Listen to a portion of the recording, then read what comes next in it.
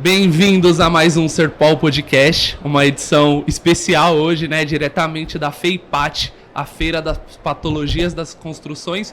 E hoje a gente está aqui com um convidado mais que especial, que eu posso chamar de amigo? Claro. Grande amigo, Zé, o cara especialista em reforço estrutural, em elaboração de laudo estrutural. E hoje aqui de co-host... Samira, prazer, tudo bem? Engenheira aí da Serpol, auxiliando aqui hoje o Matheus e recepcionando o Zé, nosso amigo e parceiro. Obrigado por ter aceitado o convite, viu, Zé? Eu que agradeço. Zé, pra gente começar esse bate-papo, a gente já tem algumas trocas fora daqui, né? A gente tem um vínculo. E eu sei muito da sua parte profissional, mas eu queria conhecer um pouco do Zé fora a parte estrutural, que você é um grande especialista. Conta um pouquinho do seu começo, desde quando você escolheu se formar em engenheiro e como foi esse processo de transição, de sair do mercado convencional, né? Que é o que a maioria hoje, quando sai da faculdade, vai atuar dentro de uma construtora, vai atuar dentro de uma empresa, e para esse lado do empreendedorismo, de elaborar laudo e atender seus clientes por conta. Conta um pouquinho desse seu começo, como foi essa tomada de decisão para a engenharia. Tá, ok. Eu agradeço, né, a oportunidade de estar aqui com vocês nesse podcast. E vamos lá. Eu sou o José Luiz, né, engenheiro civil, dono da CR Martins, Engenharia Projetos, e eu já atuando no segmento, né, de projetos e laudos estruturais, concreto armado, metálica e reforços com fibra de carbono e metálica e concreto também, né? Então a minha origem, né, comecei muito novo, né, trabalhando a parte de construção, né? Quem que não foi pequeno não brincou, sim, né, com banco imobiliário, de vender uns imóveis, de construir umas casinhas, de desenhar umas ruas, né? Montar um Lego. Então, assim, a gente cresce com um sonho, né? Eu tinha esse sonho de... Desde novinho, você já pensava em ser engenheiro? Eu já, assim, eu gostava de desenhar lotes, ruas, mas não pensava, assim, nas construções, né? Era mais uma parte, assim, de... como se fosse loteamento, ruas, aí uma casa e aí você vai construindo. Mas eu sempre gostei também da parte de desenho, então isso me associou bastante. A sua especialidade hoje, né? Isso, trabalho com projetos, não deixa de ser desenhos. Então, assim, sempre gostei de desenho, sempre gostei da parte de computador, videogame, então, assim, eletrônico. Então, você hoje, foi bastante inteirado com tecnologia, né? Desde novinho. Então, hoje, praticamente, eu trabalho com o que eu sempre gostei, que é computador, desenho e aí a prática, né? Mas, assim... eu comecei vou passar um resumo bem rápido aqui, comecei com 12 entregando roupa em lavanderia, depois trabalhei em farmácia, aí depois... nós já estou em diversos segmentos fora engenharia. Fora, nada a ver com engenharia. Né? Fui garçom, entreguei pizza e depois eu comecei... E quando deu o estalo de você fazer... vou fazer engenharia, quando foi isso? Já foi mais velho? Foi logo depois que você saiu da escola? Como foi isso? Então, quando eu trabalhava nesses outros segmentos, eu tinha um amigo que fazia projetos com o pai dele na Eletropaulo, né? E ele já era novo, que nem eu na época, só que ele já tinha um carro, né? E eu falei, pô, eu preciso comprar um também, mas como que eu vou ganhar um? Não ganhava o suficiente. Sim. Aí eu falei, pô, se ele já tem, o que é que ele faz? Faz projeto. Então, para eu ter um carro, eu vou ter que fazer projeto. Foi ali que eu falei, eu preciso aprender a fazer projeto. Aí eu fui no Senai, fiz desenho técnico mecânico. Caramba, antes de entrar em engenharia, você já foi para o caminho de projeto. Já fui para projeto, antes da engenharia. Aí eu fiz desenho técnico mecânico Senai, aí eu fiz AutoCAD, aí eu comecei a fazer os projetos. Então, assim... atender por conta já ou você começou a atuar com esse seu amigo? Não. Aí tive a oportunidade de ir no escritório terceirizado da Ultragás, então mexia na área técnica. Na parte cadista mesmo, fazendo esses desenhos mais específicos ali. Isso, no começo copista cadista, né? A pessoa te passa no desenho no papel, você passa pro computador. Que era muito comum, né? É isso. Até hoje é comum, né? Porque assim, quando você pega a pessoa que está iniciando, ela não tem esse embasamento técnico. Né? Então ela precisa de alguém para orientar o que precisa ser feito. Então a gente faz o tal do croquis, né? Sim. Então com o croquis você já mostra o que vai ser feito e como que precisa estar no projeto, no computador. E aí o cadista vai lá e transfere para o computador e vira um projeto eletrônico, né? Legal. Esse foi seu primeiro contato. Então esse foi meu primeiro contato. E aí, depois que eu já estava 8 anos trabalhando com projetos, que eu fui fazer a graduação. Caramba, e você tinha quantos anos, só pra gente acompanhar os tempos? Quando eu comecei a graduação? Começou a graduação. Comecei em 2008 e terminei em 2012. Você tinha quantos anos, mais ou menos? Eu tinha 28. 28? Quando eu comecei a graduação eu tinha 28, então em 2008 eu entrei, então 2008, né, 9, 10, 11, final de 12, completei a graduação. Então eu saí formado, só que é aquilo que todo mundo imagina, né, tô engenheiro, me formei, vou sair ganhando horrores, né? Já vou ganhar dinheiro. E pelo outro lado, né, pelo lado dos clientes, é a mesma coisa. Quando o cliente enxerga um engenheiro, ele imagina que o engenheiro sabe tudo, entendeu? Perfeito. Então assim, você tem um engenheiro que ele administra obras, ele amassa barro, né? A gente fala assim, ele está na obra gerenciando várias frentes ao mesmo tempo, escavação, contenção, almoxarife, entrega de ferragem, enfim, várias coisas ao mesmo tempo. E você tem um engenheiro que calcula, um engenheiro que cuida de impermeabilização, engenheiro que cuida de fachadas prediais. Então, por isso que a gente tem especializações. Então, engenheiros que cuidam daquele serviço. Então, ele se torna especialista naquele assunto porque é a praia dele.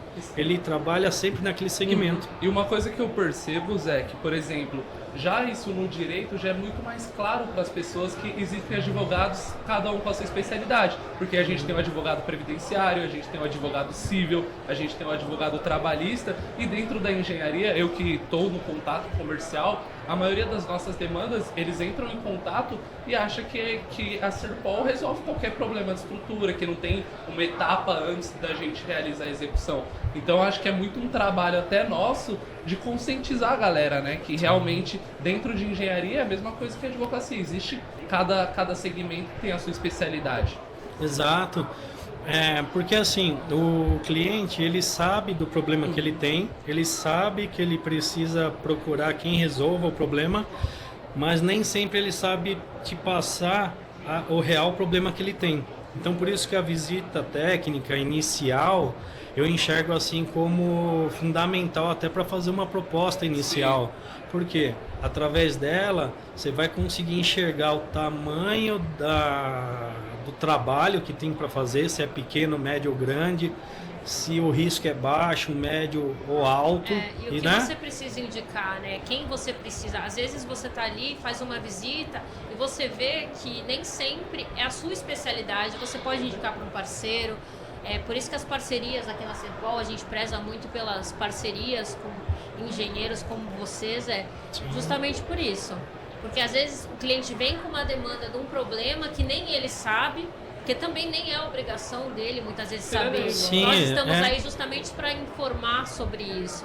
Isso é muito legal. E você então se formou e aí quando você decidiu que iria se especializar justamente nesse tema? Em cálculo ainda, né? Que é um tema... Que é um tema complicado, que na engenharia... Que é uma mão de obra escassa, né? Tipo, hoje eu falo por conta, tipo, chega muitos clientes pra gente, preciso realizar um reforço, mas, tipo, preciso de um projeto, não conheço ninguém que atenda. Eu acho que é uma das mãos de obras mais reprimidas dentro dos segmentos das demandas que a gente recebe, entende? Não, assim... E também é muito complexo, até por isso tem uma mão de obra um pouco menor do que as outras áreas. Sim, sem dúvidas. Eu entendo que, assim, o leque que eu atendo hoje, que é justamente esse que você citou agora, Eu já participei em rodada de negócios, né, num grupo onde a gente tinha que pagar, todo dia daquela semana estar presente, multifuncional, onde um dentista,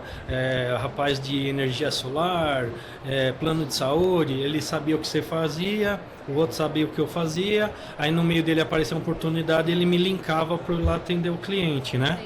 Mas, o que acontece? Como eu sempre trabalhei com abacaxi, vamos falar assim, né?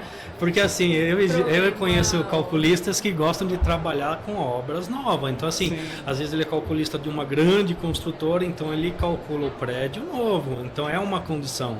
A nossa condição é reabilitar obras existentes.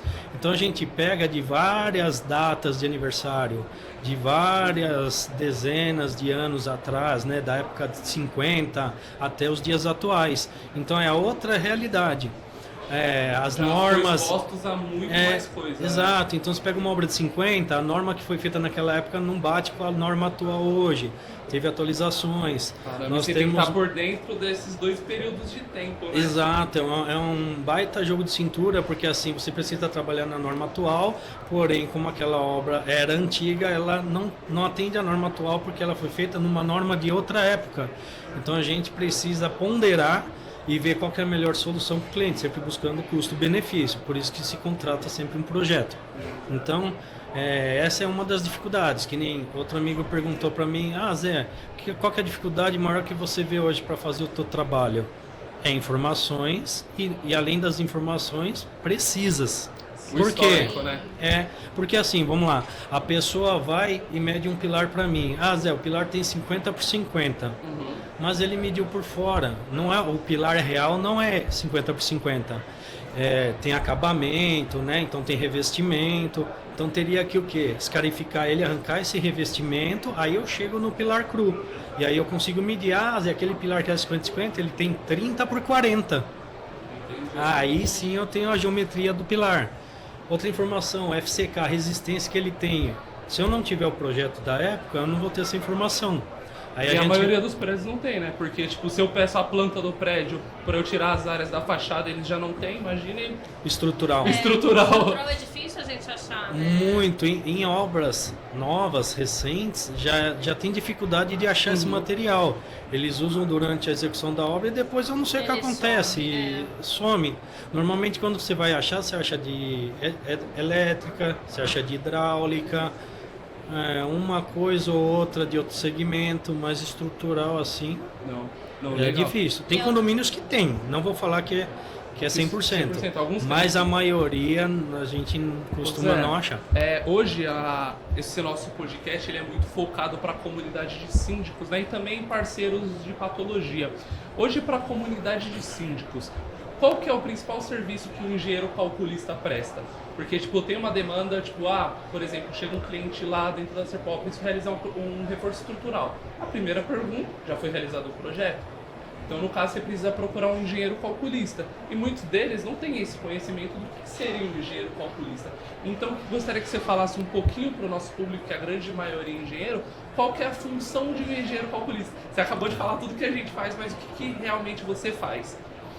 Então, por exemplo, para condomínio a gente tem várias situações, né? Por exemplo, às vezes a gente tem um condomínio onde eles vão desmontar uma guarita antiga porque ela é pequena e está num lugar que não favorece muito e será feita uma nova, atualizada, maior em outro lugar.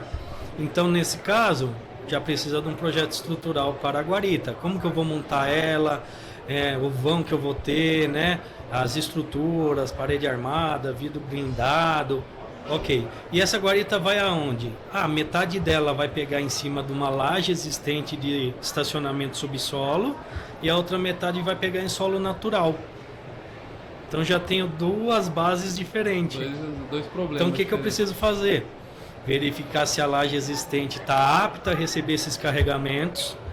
E na parte que eu tenho solo natural, eu preciso fazer uma fundação, uma base para minha guarita, para ela não ter recalque, não torcer, não mostrar manifestações patológicas, né? Não acabar dando mais dor de cabeça futuramente, então acaba adotando o projeto e a gente tem essa expertise de não ter um gasto extra, porque você acaba não contratando o projeto, porque você acha que é simples, é apenas uma guarita, a gente ouve muito isso, era só uma guarita ou só um pequeno reparo e acaba.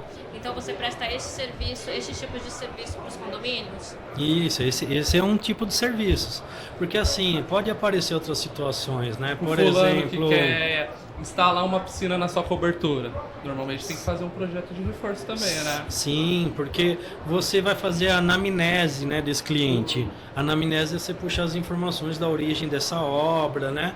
Se na época que foi executada a obra eles tiveram a previsão de alguma carga a mais nessa laje, para quantos quilos ela foi dimensionada, qual é o tipo de laje, se ela é maciça, se ela é vigota, se ela é pré, se ela é protendida, vão, tem que buscar um monte de informações para você trabalhar correto. E aí qual tipo de piscina, vai ser em concreto armado? Ah, vai ser concreto armado, tá. Qual lâmina d'água você quer? Vai ser um espelho d'água, 30 centímetros de altura? Ah não, vai ser 1,5 metro de altura? As cargas mudam absurdo e aí os reforços também mudam por causa do peso, né?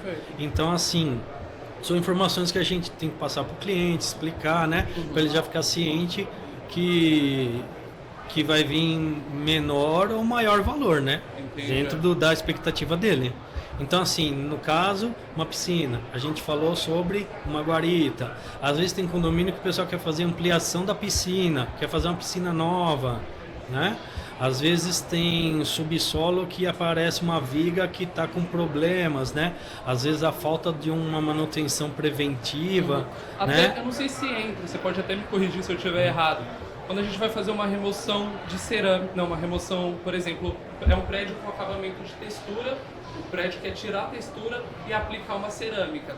Só que aquele prédio, quando foi projetado, ele foi projetado com uma carga focada na textura, não necessariamente com o peso de uma cerâmica. Você entra nessa especialidade também? Então, aí a gente pode também se basear em cálculos para chegar em números, porque assim, o que vai mandar aí é o substrato, onde ele vai ficar engastado. Por quê? O que eu pôr na fachada da edificação vai gerar mais ou menos carga na fachada verticalmente.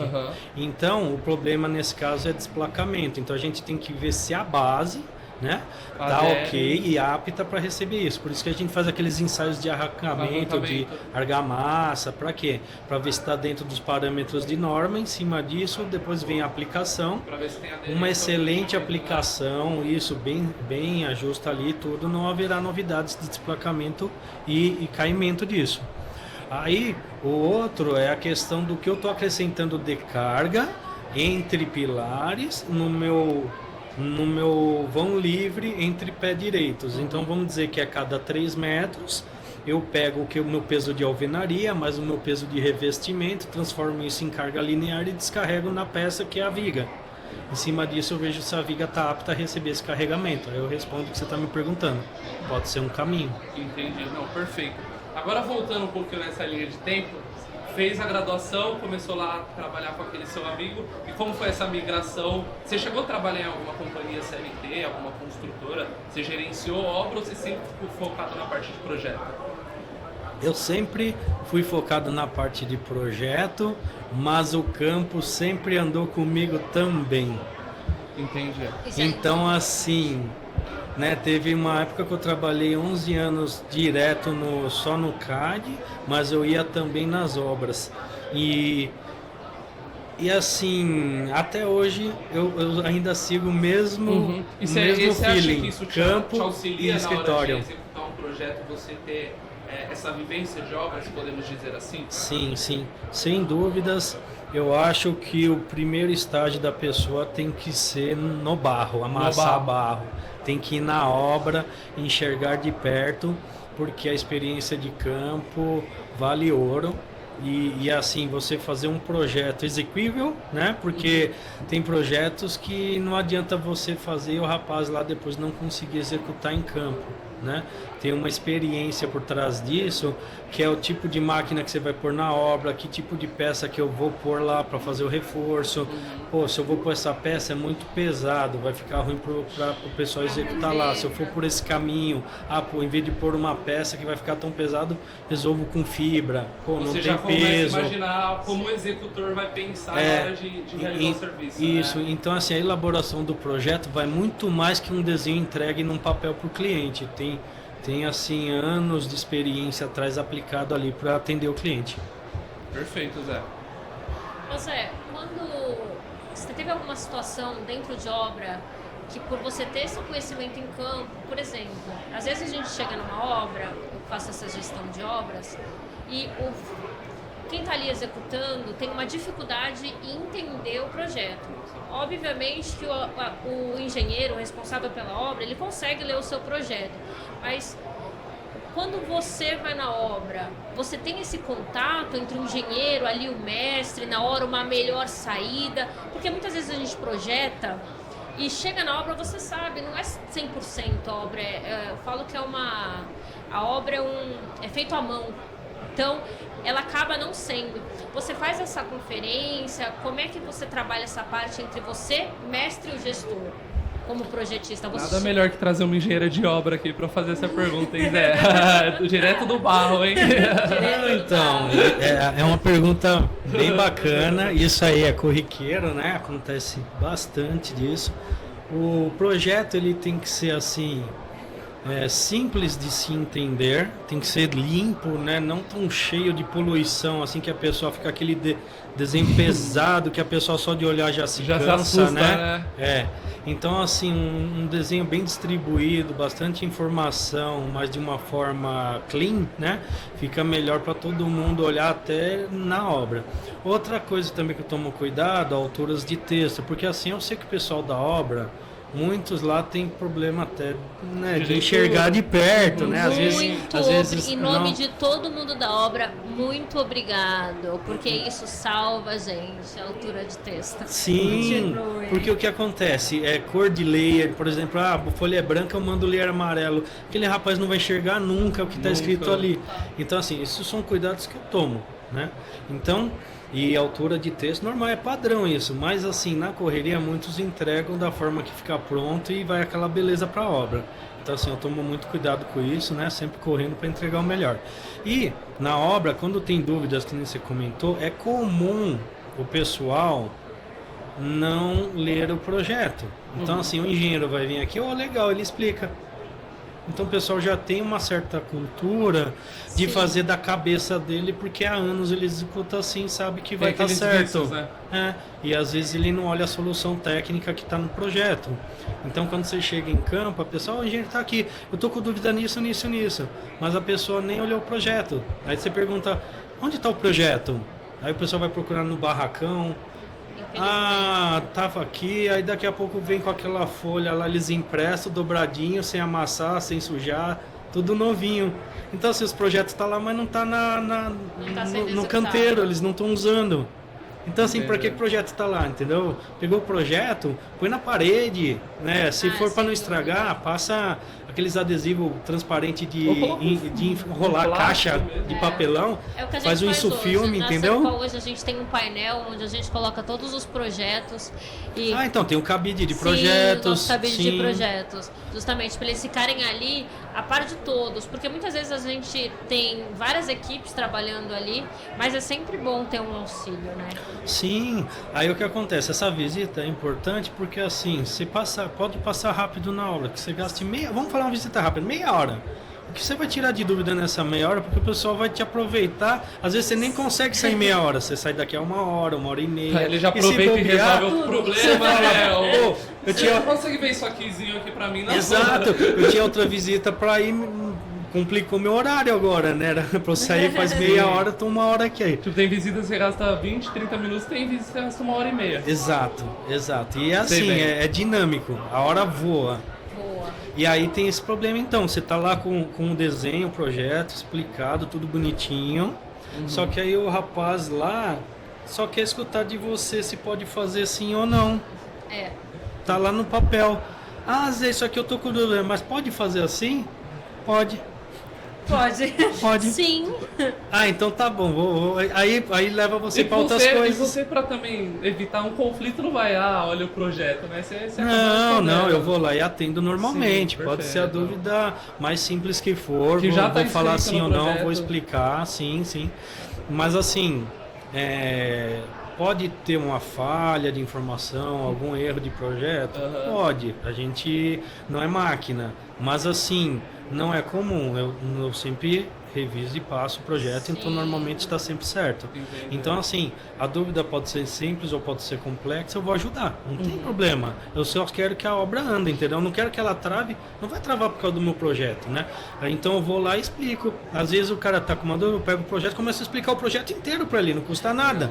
Vou lá e assim, você vai fazer assim. Aí o cara já tá concordando com você, já entendeu tudo, já tá tudo... E quando ele vai Exato. olhar o projeto, ele olha até com mais clareza, né? Sim. Isso acaba sendo bom para quem projeta, para obra, porque você tem confiança naquele parceiro. Você sabe que se você chegar pro Zé e falar, Zé, eu tô com um problema, dá pra gente executar dessa maneira, o Zé vai ser flexível e chegar numa solução com a gente, tanto Tem da que ter uma obra, parceria, né? quanto com até mesmo, no caso dos condomínios, com os síndicos, em a gente achar uma maneira, eu não posso fazer aqui primeiro, Zé, o que a gente pode fazer primeiro? Entrar num consenso entre projeto, execução e o próprio condomínio em si. Sim, sempre tem uma negociação, a gente sempre procura ajudar. Agora sim, o problema é quando fecha hoje e o cara quer a solução para amanhã. Que poucas vezes acontece isso, Solução né? pastel, Poucas vezes. Solução pastel. Então coloca assim, no óleo e frita. e outra coisa também, quando começa isso, parece que vem 2, 3, 4, 5 junto, né? Chega assim, bizarro, né?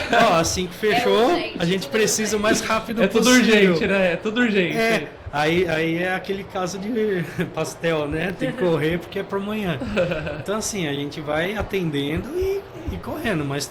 E outra coisa que eu percebi também é assim, por exemplo, quando você entrega a primeira vez, né, o cliente não sabe o que vai estar recebendo, então não conhece o produto, né, que é o projeto, Isso é um essa ponto- entrega. Isso é um ponto bem importante, eu acho que no seu caso, Zé, porque, por exemplo, no nosso, é uma planilha orçamentária com um descritivo de cada serviço que a gente vai realizar na fachada. Certo. E nisso, eu já tenho dificuldade dos meus clientes compreender o que está escrito item por item. Tipo, eu tô falando que eu vou fazer tal coisa, tratar com tal produto, e a pessoa não consegue compreender. Entendi. Como a pessoa tem clareza de um projeto? Porque, tipo, eu não sou formado em engenharia, eu sou formado em marketing. Entrei na Serpol 3 anos atrás, e no meu começo da Serpol eu tinha muito o serviço que eu mais demorei para compreender um laudo foi os laudos de reforço, porque chegava um projeto para mim, era grego, não conseguia compreender. Sim. Então, como que é essa sua comunicação na hora de você entregar um projeto para o cliente? Você marca uma reunião com ele, apresenta o projeto, explica o que você está querendo dizer? Hoje o seu cliente ele já tem mais essa consciência? Então, quando é o cliente, eu costumo sempre explicar de uma forma mais simples, né? Não tão exato. técnica, Sim. porque senão a pessoa não vai entender. Uhum. É que nem você vir falar de flexocompressão, o cliente não vai entender o que é isso, aí você fala de um peso em cima de uma régua. Então, se pôr o peso, a régua vai fazer aquela barriguinha. Aí ele, entendi. É assim. Então, aí a gente vai reforçar para... Você traz exemplos da nossa cenário Simples, atual, né? Legal. simples e assim, bem didático, porque todo mundo, o principal de todos os processos da engenharia, do marketing, do comercial, de tudo, na vida é a comunicação. Então, se você não conseguir fazer uma comunicação eficaz que a outra pessoa vai entender, não vai para frente, não vai funcionar. Então, assim, tem que estar bem claro, explicado, para não ter dúvidas. Se tiver dúvidas, me chama e aí consegue seguir. Uma frase que eu gosto muito é que a comunicação não está ligada com o que você fala, a comunicação está ligada com o que o outro entende, né? É o receptivo, que é o mais importante de uma comunicação. Perfeito. Zé, uma pergunta que eu sempre faço, eu sempre trago bastantes insights dessas respostas. Qual foi o momento na sua jornada que você passou o maior extremo da sua vida? Pode ser num erro de um projeto, algum problema familiar que você trouxe um insight bem bacana para você e você conseguiu sair daquilo e ajudar outras pessoas a não passar por algo parecido. Um momento crítico. Um momento crítico. Um momento crítico normalmente ele acontece de vários segmentos distintos ao mesmo tempo, né? Às vezes você está com um projeto muito grande de uma responsabilidade absurda, que você precisa cuidar daquilo para não entregar uma coisa que não vai funcionar, porque Sim, não vai ser efetivo. né, tá seu nome, tá seu CREA, tá tudo ali, né? E o sucesso de hoje não garante o de amanhã, então para você chegar num nível de sucesso é difícil, para você manter mais ainda, e assim é a vida para frente. Então, por exemplo, posso estar com o problema desse cliente de alto risco, de repente uma dívida que estão te cobrando, e alguém em casa que está numa situação de saúde aí que você tem que estar ajudando também, porque depende de você, E sabe? depende daquele projeto para aprovar também. E aí né? você está acontecendo tudo junto, o pessoal te cobrando, e telefone tocando, e cliente pedindo para entregar porque vai perder o negócio, que tem que fazer a entrega, a pessoa que você tem que ajudar, né? O melhor caminho para isso, né, é respirar. Você respira 3 vezes, vê a situação em que você se encontra e vai para cima, porque você não tem outra forma, porque você tem que resolver. Você não tem ninguém para resolver, é você. Então pronto, parte para cima e resolve o assunto. Não se acovardar. Não, você não está com 3 problemas grandes, você vai matar esses 3 problemas grandes, porque na vida nunca vai parar de vir problema grande para você, só tende a aumentar. Então assim, eu creio que é isso, você só respira para você dar o norte correto, né? Qual que é o caminho que você vai fazer para solucionar, qual que é a prioridade ali que você consegue resolver antes. E a partir desses momentos que a gente tira as melhores oportunidades das nossas vidas, né? Sempre através de um caos que vem a parte porque boa. assim, eu já tive pontos onde eu tava com muita dificuldade junto, muita mesmo, assim, você fala, caramba, coisa tá pesada, né, cara, parece que não vai. Como eu já tive os momentos que tudo de bom aconteceu junto também. Aí você fala, pô, caramba, meu, que legal, deu certo isso. Aí eu, nossa, também, sabe? Aí você anda na calçada rindo sozinho ali, mais um doido passando, de tão feliz que você tá andando. Eu acho que essa é a melhor parte da vida, né? Se fosse tudo perfeito, talvez não teria tanta graça, não né? tem. Então, assim, um dia não é igual ao outro e a gente tem que acordar para matar o leão, não tem outro caminho. Legal. Essa é a vida do empreendedor, que nem você comentou, como é que você decidiu virar empreendedor, né? Justamente por causa que, assim, a gente tem o sonho, né, de trabalhar, se esforçar, da empresa crescer, de você crescer junto com a empresa, de ganhar bem e ir embora, certo? Mas, que nem já teve papos de amigo meu com outro chefe que chegou e falou assim, pô, fulano, como é que eu faço para ganhar tantos mil por mês? Aí o chefe só falou assim, você tem que sentar nessa cadeira, que seria a dele, entendeu? Aí fica claro para todo mundo refletir aí, entendeu? É assim que a gente começa a empreender E quando você saiu, você estava trabalhando lá com seu brother, né? Entregando alguns projetos, acabou esse vínculo e você, pô, vou começar a carreira solo. Vou tentar entender como que veio esse insight, como começou isso. Então, eu sempre trabalhei, né, para empresas de engenharia, e aí eu tinha a oportunidade de fazer alguns trabalhos por fora. Então, assim, estava trabalhando, sempre que aparecia um projeto, alguma coisa que eu conseguia fazer para somar, eu fazia nos meus horários livres, né, fora do expediente. Sim. Eu nunca fui de misturar nas questões de horário, né? Estava ali disponível para a empresa, o meu horário é esse, terminou, eu faço, né, estou livre. Então, eu já vinha atendendo algumas coisas.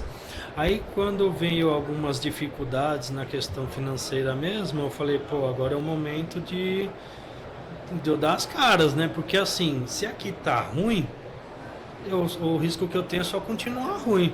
Mas eu vou lá. E aí, eu saí no final de 2020, no mês seguinte eu já estava faturando muito mais do que eu estava antes.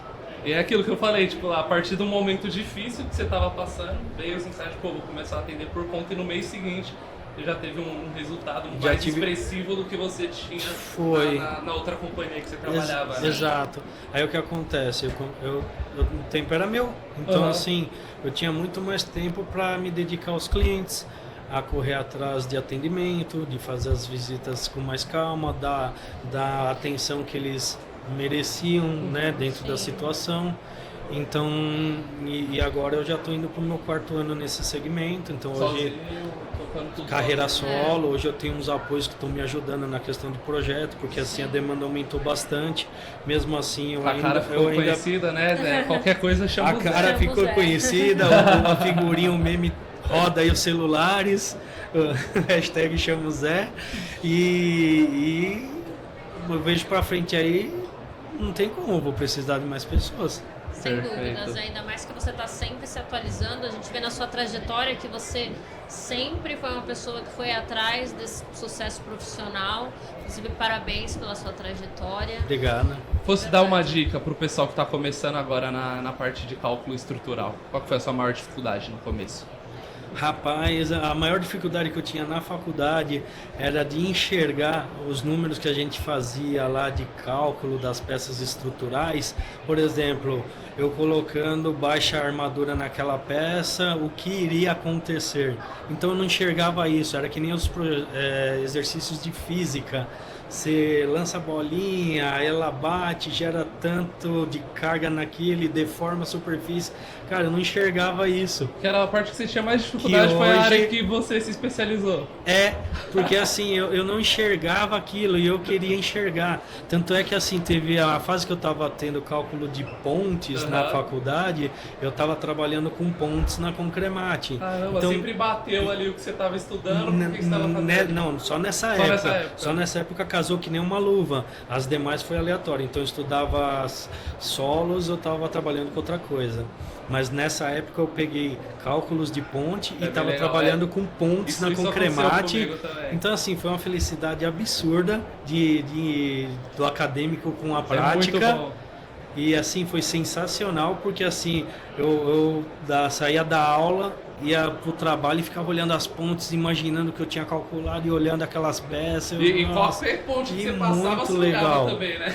até hoje. Até hoje. Essa parte é muito interessante, é o você ficar turismo pensando na patológico. flexão. É o né? turismo Turismo patológico. E assim, a gente vai fazer isso pro resto da vida, porque Sim. assim, você faz uma viagem para fora, eu olho as estruturas de fora, você vai olhando assim, os acabamentos. Aqui cabe tudo. isso, aqui cabe aquilo, né? Exato. Legal. Zé, o que você achou do bate-papo?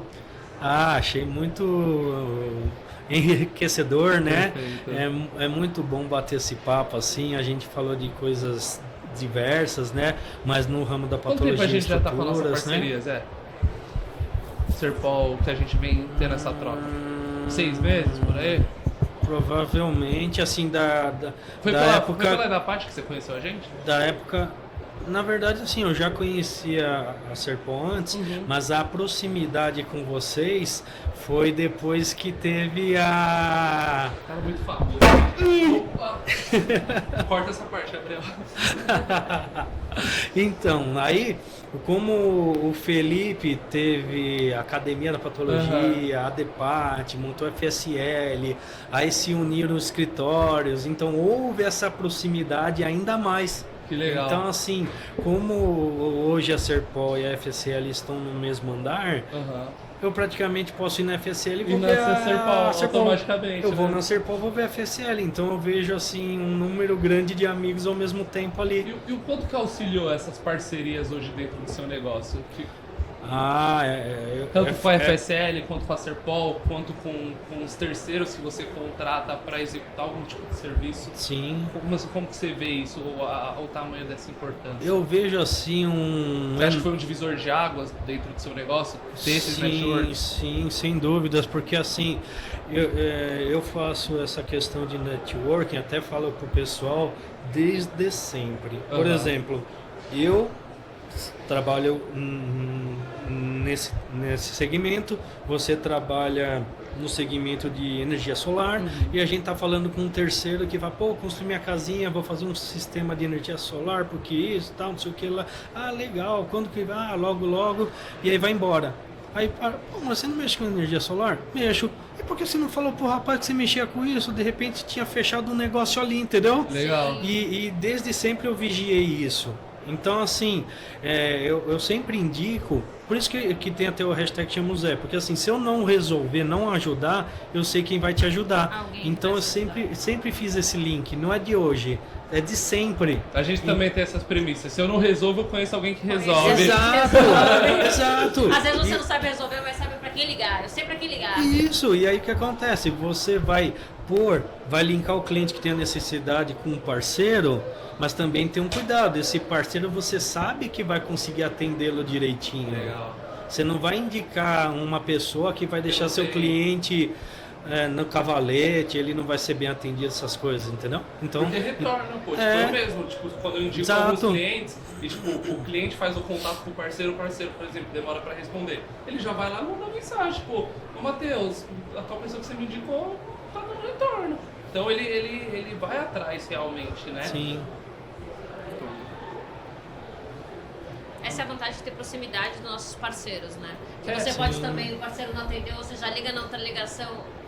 Olha, tô te mandando aí, dá uma atenção. O Por isso fulano que tá tentando falar com tá você. tentando falar com você. Às vezes tem uma desculpa, às vezes não, mas Aproveitando Sim. esse merchan sobre parcerias, se você quer ser um parceiro Serpol, escaneie o QR Code acima, preencha os formulários que o nosso time comercial vai entrar em contato com você e automaticamente todos em alto nível, todos crescem juntos, tá bom?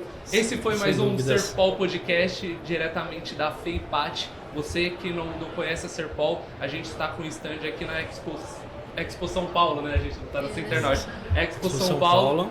Vem aqui conhecer nosso stand, tomar um café com a gente. Deixa suas redes sociais também. E qualquer dúvida referente reforços, laudos estruturais, chama O Zé. o Zé.